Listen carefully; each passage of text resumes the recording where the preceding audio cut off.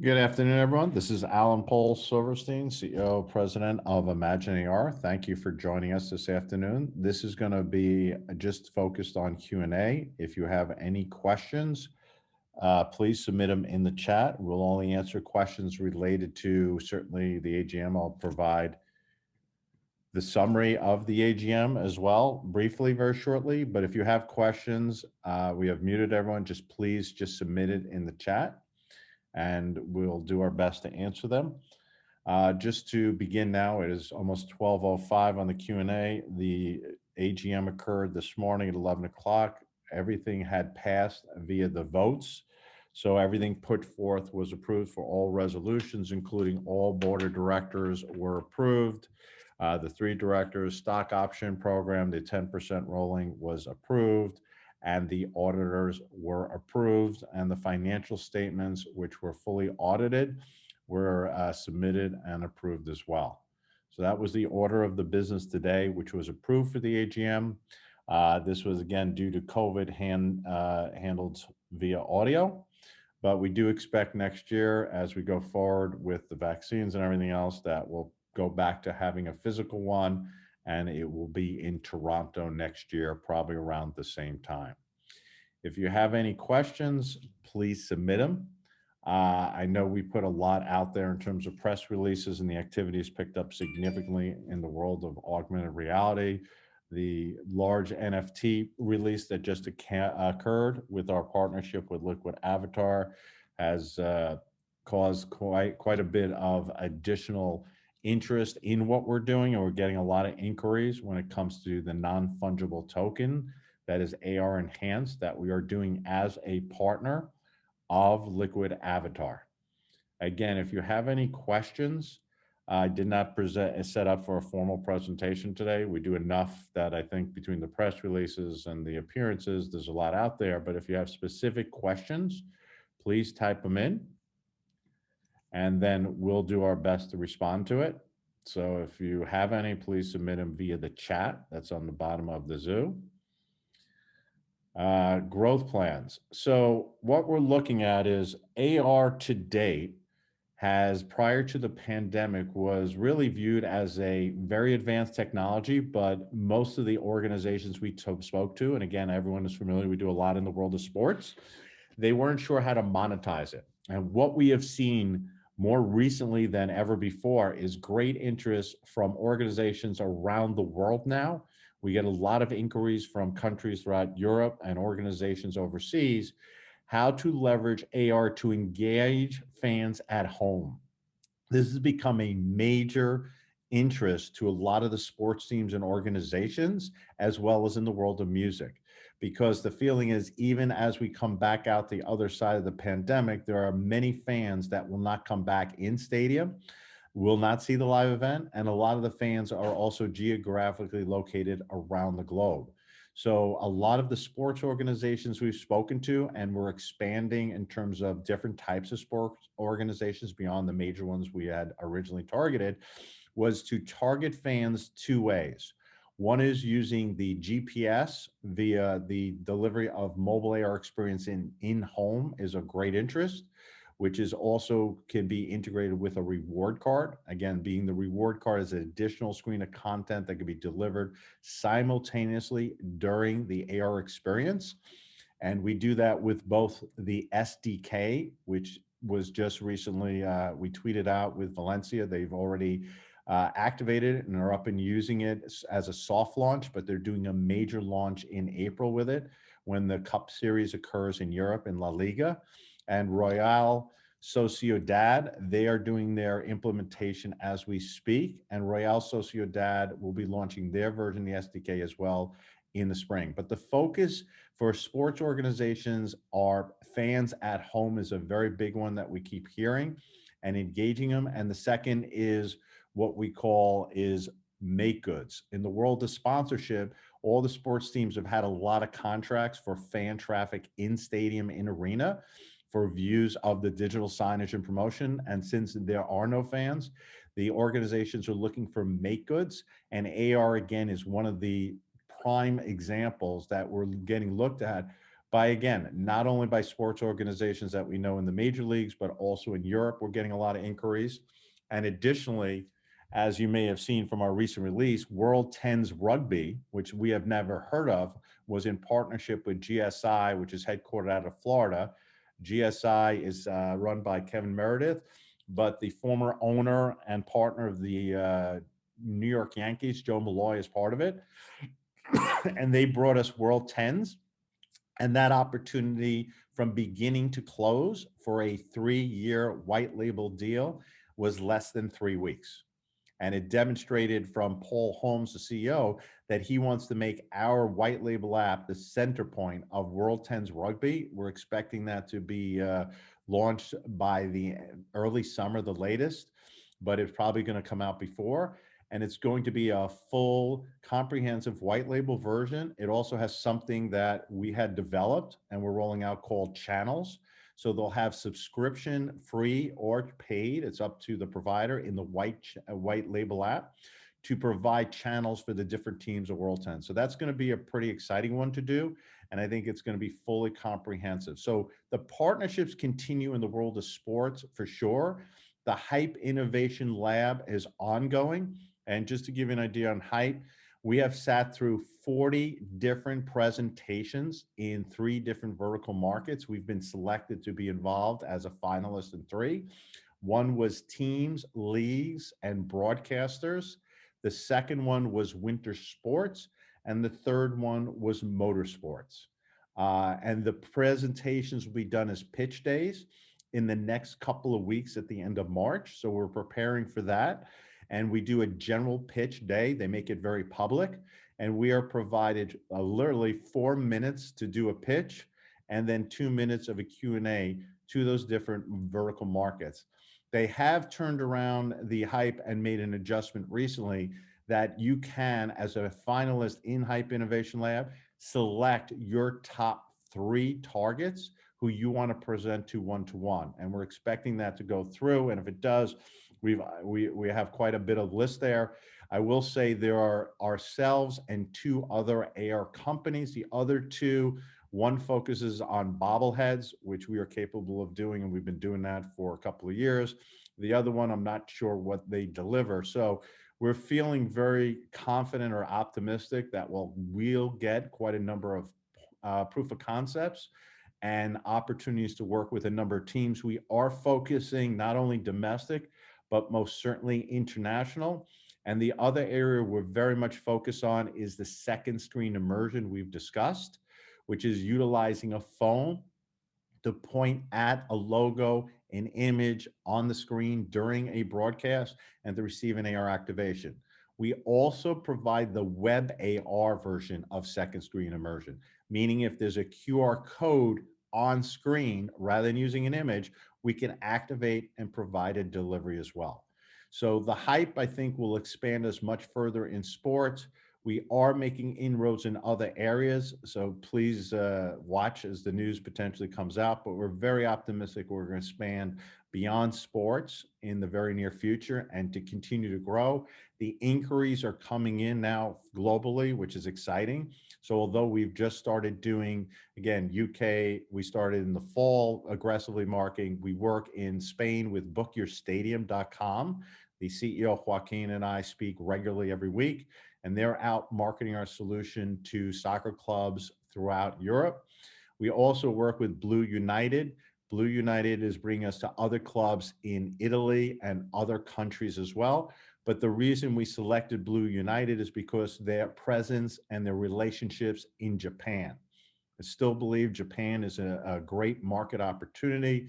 We hired a gentleman in Japan as an advisor. It's purely on a stock option basis relationship with commission on close.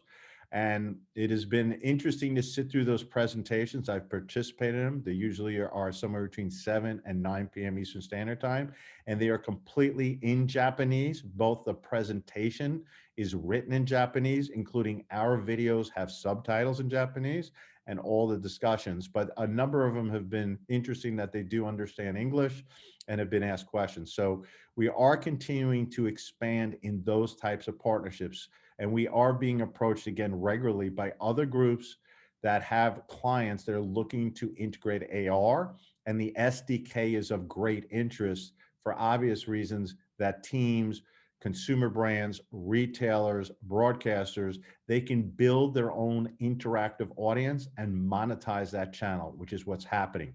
The viewing habits of sports, live events has changed permanently, we feel, through the pandemic. And that second screen immersion and that SDK is going to be an important key to our growth. And we have enough references and we're starting to get dynamic results in what we're doing. Just another thing I want to say is we got a great response from Shoppers Drug Mart up in Canada. We worked with them with Human Connect.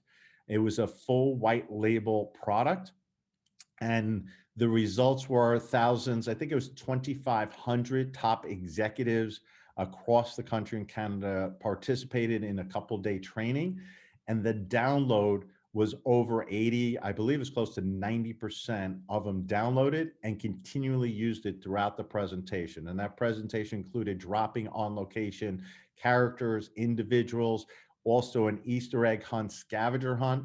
And additionally, a very cool one was every person attending that 2-day event was shipped a box, and in the box was like the Willy Wonka golden ticket. It was candy, and if you scanned it, there were certain ones that were sweepstakes winner for prizes. So we are hoping we can get a video of that use case. It's gone so well, they're using it again this spring for another event with another big group within Shoppers Drug Mart. But we feel now the event space is a great opportunity for us, leveraging AR2. Let me continue going through some of the, again, please submit, if you have questions on chat, and larger audiences, please pay attention, watch as the news comes out in larger audiences. I think you're going to see some great things in the direction as we're going forward.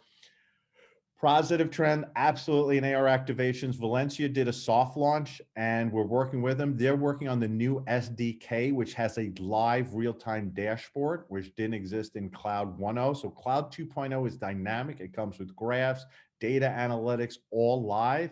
You can see what markers got activated, when they got activated, the duration of activations, the dwell time, and they are very happy. And I believe Valencia, who has their own innovation hub, Real Sociedad is run by a gentleman, Juan Areola, who has a soccer association around the world of top clubs. He is very excited to work with us. And one of the best relationships we've had is one that has been very minor in press release was GSIC. And GSIC opens up the European market, and it turns they are also expanding into Asia. So I expect us to continue to expand with them. We have a really good relationship. They are requested by organizations around Asia and Spain on a regular basis for tech presenters, and we are always included in those. And there have been some really interesting high-level discussions that came out of it. Not sure about, do you have a big stand coming out soon in Florida? I think our client opportunities are going to start getting much larger, and I won't discuss anything further this time. Revenues and monetization. There's going to be 3 different ways we're looking to make money, and it's shifted from previous years, and it's all in a positive mood. The first one is partners like GSIC, who brought us World Tens Rugby, which I was not even aware of. That is a 380,000 3-year deal. And that's a very good deal, solid revenue. And I expect we're going to have more white labels similar. We are now, in most of our proposals, requiring a minimum 3-year commitment for either the SDK or the white label. We are really not pushing the Imagine AR generic anymore. We're focused on building within apps the SDK, as well as doing potentially white labels too, using our Cloud 2.0. The additional focus is on revenue partnerships. There are a number of teams that we've spoken to that do not have the monetary capability up front for these types of spends.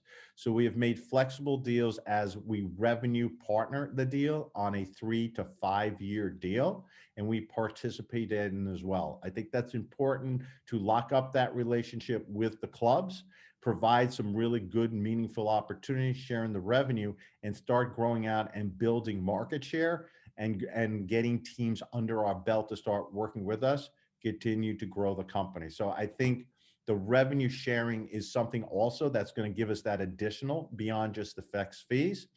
And that's an exciting. So those are the two areas, the SDK white label with the revenue share is some of the focus. We're seeing the same thing in Japan. Japan initial conversations is they got hit very hard in the sports world with the pandemic, but certainly open to discussion of doing a multi-year revenue share deal. Let them get started, learn about the technology, play with the technology.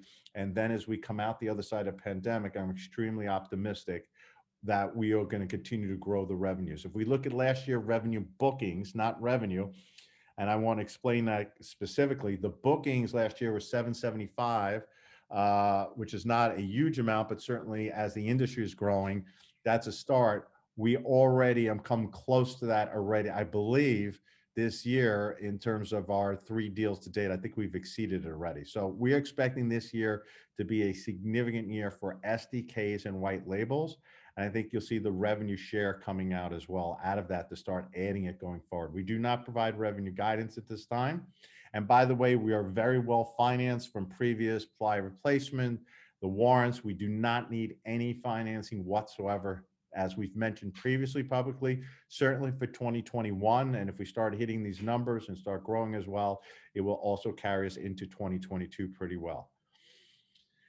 Can you explain why Imaginary will be one of the leaders? Well, you know, what's interesting, we hear and I sit in a lot of demos now, both in Europe and in US and also Asia. And what is the feedback we're getting from potential prospects, and that's really a good guide of the market, is they normally say they have never seen anything like what we do as an SDK. That's one thing, integrating into the existing app. Most of them are familiar with doing some Snapchat AR, Instagram, or other, AR Kit, AR Core, little written type of AR experiences, but they were not aware that a full platform that includes scavenger hunts, reward cards, and the other key is GPS. That is a significant competitive advantage in the SDK that we don't see anywhere else. Nobody else has built into their SDK, that they could do both visual as well as drop anything anywhere in the world in 60 seconds. And when we do a demo and it's around the world and we drop something right into the location of the individuals attending, I will tell you that gives a pretty impressive response to them.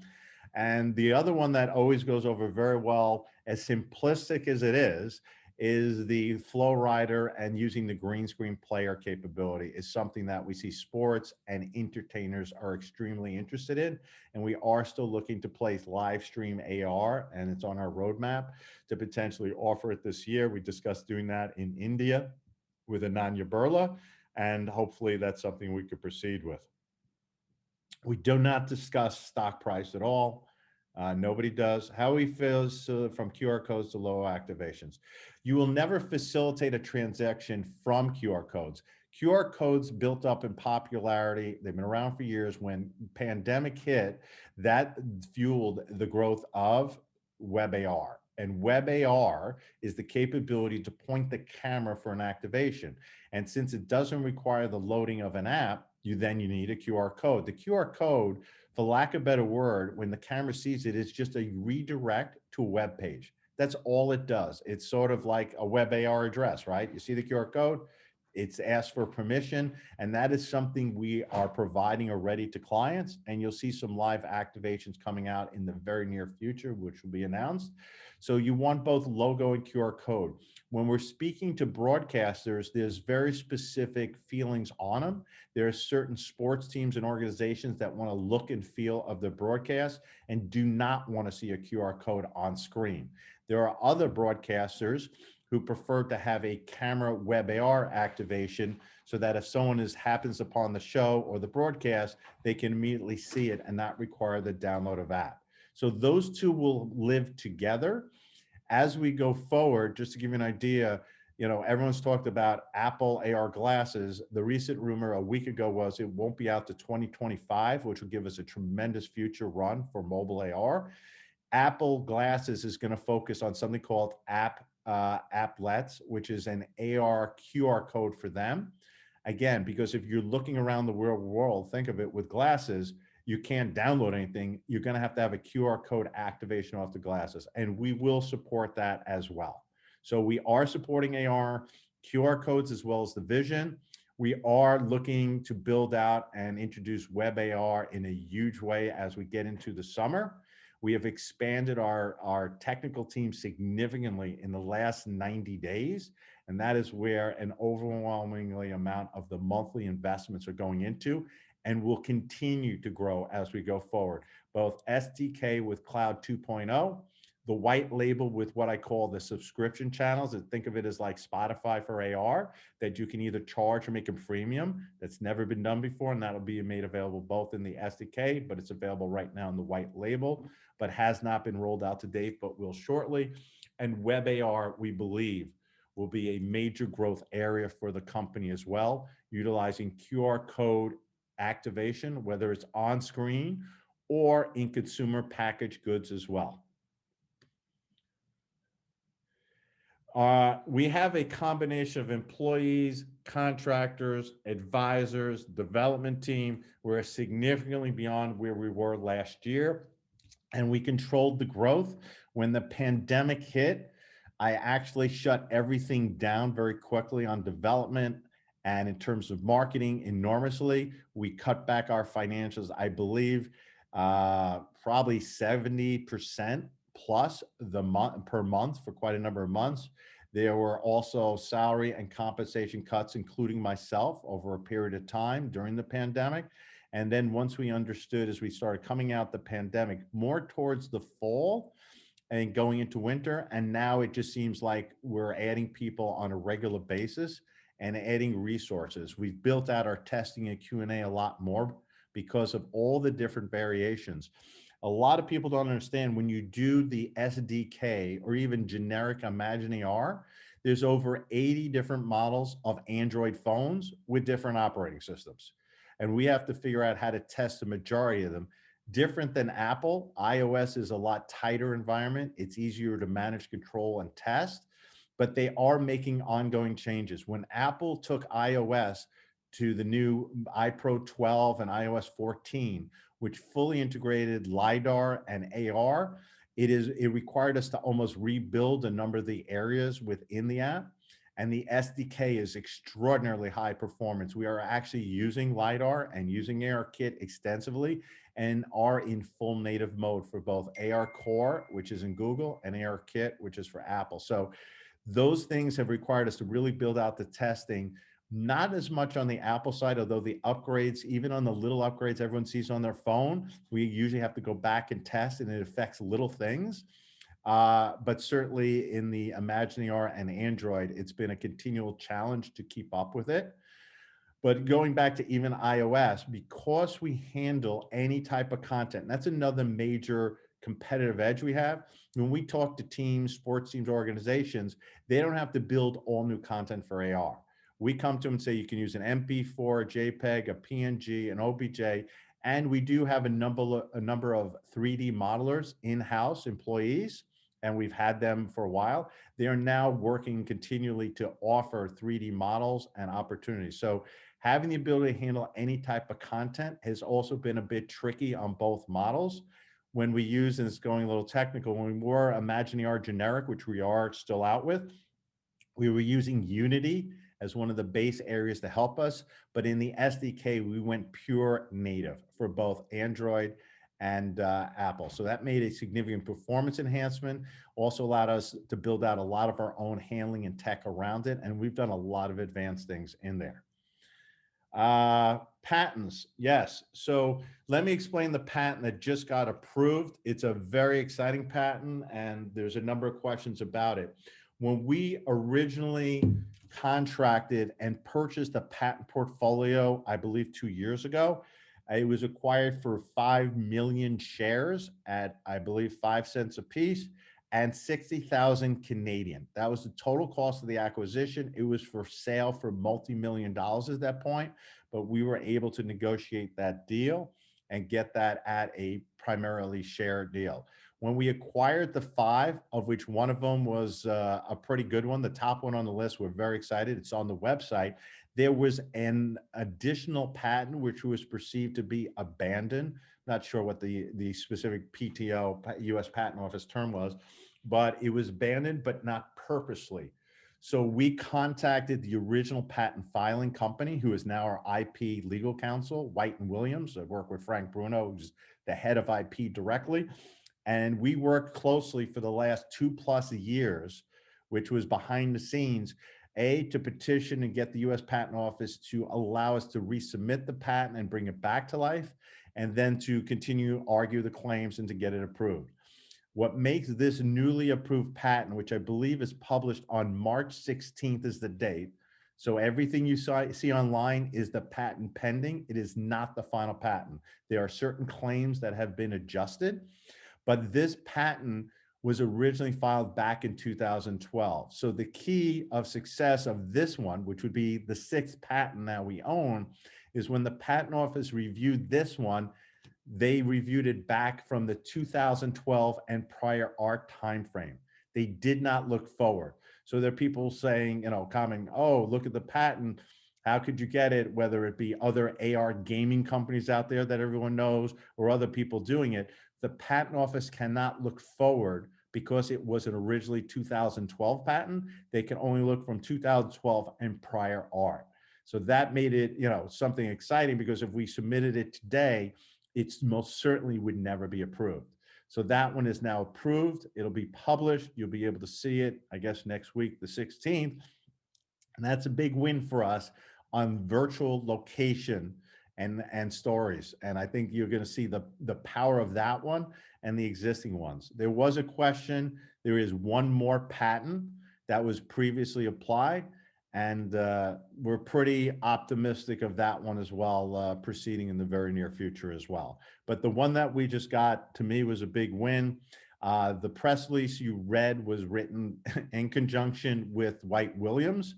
And because it's a patent, you can't offer any opine or opinion on it, the strength, the weakness, or compare it to anything, because ultimately, if anything happens down the road, or you end up in litigation for whatever reason with the patents, they will go back to press releases and that can be entered in. So it's a very generic one. But I certainly, from my voice, you can tell we're extremely excited to get that one, because that's the sixth one. And then we believe that's a very powerful patent. And as they always say in the world of VCs investors, you want to build a moat around what you deliver. And we feel that patent, plus the patents that we already have, making it six, gives us a really powerful story when we go out to clients to give us a significant competitive edge at this point. If there's any other questions, please submit them. It's 12:30. I was going to do 30 minutes. On the NFTs, you will see lots of exciting new things. We're very optimistic about the future of NFTs with AR enhancement. Everyone read about Beeple yesterday and his $69 million sale with Christie's. And there's calls occurring all day long and continuing inquiries. How can I do NFTs? And we want to make sure it doesn't turn into the Beanie Baby craze or a collectible phase or a fad, but truly long-term residual recurring revenue opportunity in building a business in partnership with Liquid Avatar. We're very, very optimistic with it. We've been looking at NFTs myself since last June, when NBA Top Shots first started.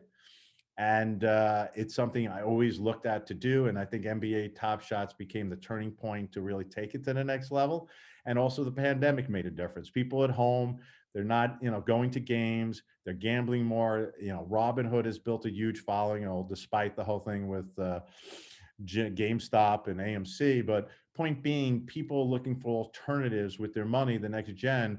And I believe NFTs is going to have a very strong future. And a lot of sports teams are looking at it now. Entertainers are looking at it. Personalities are looking at it. It's become something that everyone reads about every day.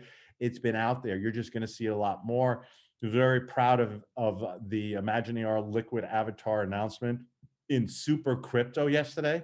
That put us on the map. That's a pretty significant, publishing opportunity of what we're doing to have AR enhanced NFTs. And you're going to see some cool things coming out of it as we go future. David and I speak probably 2, 3, 4, 5 times a day, 7 days a week. And we're pretty excited that we're going forward. So the NFTs will be something that is going to be a part of us. but we are not leaving or changing the direction. We are a participant in that business in a number of ways, but we're still focused day in and day out on augmented reality, both here in North America and major expansion globally as well. We do not respond. I look at another question. We cannot respond on any infringement or anything else directly related to patents. The patents are what they are, and we can only leave an opinion at this point. So again, thank you, everyone. I appreciate you taking the time on a Friday. We're very excited going forward. We feel this year has a lot of momentum in terms of optimistic. You've got the Hype Innovation Lab, which I told you there'll be a public pitch coming up in the next 2 weeks. We'll tweet it out so you can sit in and watch all the finalists. And then there's going to be Selection Day, which will also occur, I think, in early April or something, of the different partners who've selected who to work with. So they'll make that also. And then you end up working with those partner potential teams, leagues, associations, motorsports for the next 3 to 4 months on proof of concepts to really roll stuff out. We got someone last coming promoting. So in terms of, we always want to give back and do something. I will tell you, we do offer things out. We get contacted all the time. We did do a very, shall I say, a good deed in terms of working with Black Voice Foundation. Chairman Hardy, we spoke to multiple times, and you've seen the interview. And we are now a national sponsor. And yes, there was financial invoice for that 3-year white label mobile app.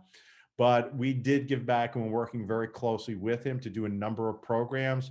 And we are working with other ones such as Black Owned and donating with them. And we are looking at education. We've been contacted by some middle school areas and other teachers. So we are donating.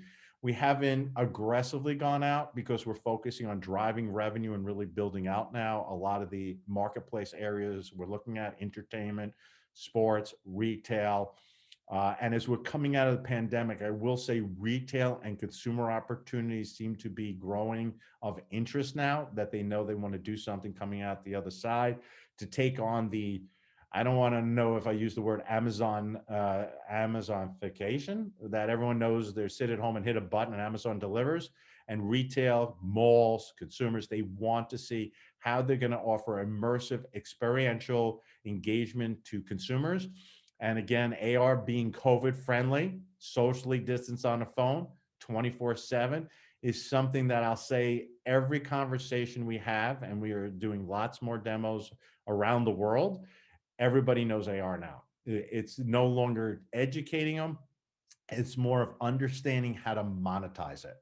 And that's really where the conversations are. And having the reward card integration with our platform, besides just having a cool immersive engagement, but the ability to deliver a coupon or the ability to deliver an e-digital collectible or redirect someone to a website to purchase or to sign up, that is a integrated part that offers a lot of benefits financially for our target audiences wherever they are. All right. So at this point, unless there's any other questions, I say thank you very much for all your support. Thank you for all your kindness. And we get a lot of emails and appreciate it. It's exciting. The NFTs is going to be super exciting. I think you're going to see some fun, cool things in the very near future and going through the year. And I think you're going to see a lot in the world of SDKs and white labels as well. Thank you, everyone, for attending. Feel free to reach out through info@imagineR if any other questions or comments. Enjoy your weekend, and we're looking forward to a wonderful, optimistic, fun year of AR and NFTs. Thank you.